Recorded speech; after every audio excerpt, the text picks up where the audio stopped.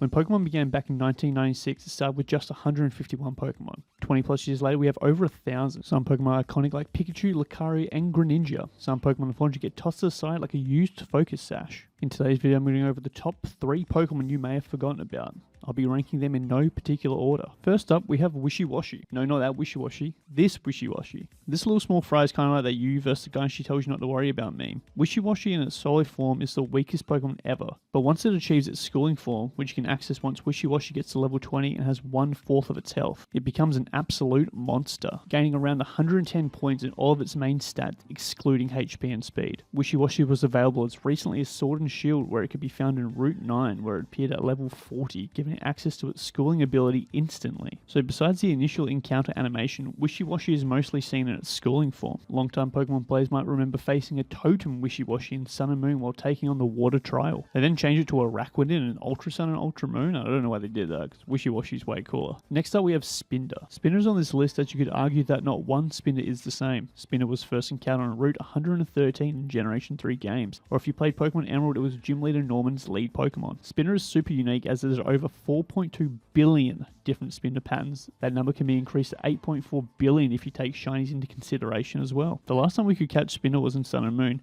in the farthest hollow inside 10 Carat Hill, with a 10% chance to encounter it. It could also be encountered in BDSP, but not until the post game, and I don't know anyone who would have kept playing that trash game after beating Cynthia. Spinder wasn't overly good competitively, only having a base stat total of 360, but it gets access to the ability Contrary, which is really decent. It's just cool to think that the Spinder I have is probably not the same Spinder that you have, making it super unique. Last on this list, and everyone calm down, is Ledyba. Ledyba is easily the worst bug-type Pokemon ever. Not for its design, but for its ability to do literally nothing. It's so bad that even the bug-type gym leader of the region, Bugsy, never used one, instead using 3 Pokemon from the Kanto region. I feel like if Lydian got an evolution in the future, maybe gaining the fighting typing as it learns Mach Punch and a bunch of other fighting type moves, and also having the hidden ability Iron Fist, which increases punching moves by 20%, it could truly be a force to be reckoned with. The last time we could encounter Ledyba was in Sun and Moon, as early as Route 1, with a 20% chance to encounter it, which is the tied first highest encounter rate of that route. Maybe one day Game Freak will give this Pokemon some redemption with either an evolution or a Mega Evolution in the upcoming Legends ZA.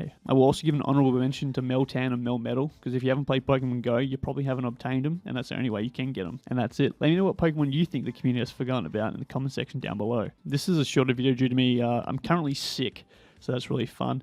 And I've also got a new mic, so let me know what you think the quality of this mic is, if it's better or worse than my previous one. So yeah, don't forget to like and subscribe, and I will see you in the next video. Peace out.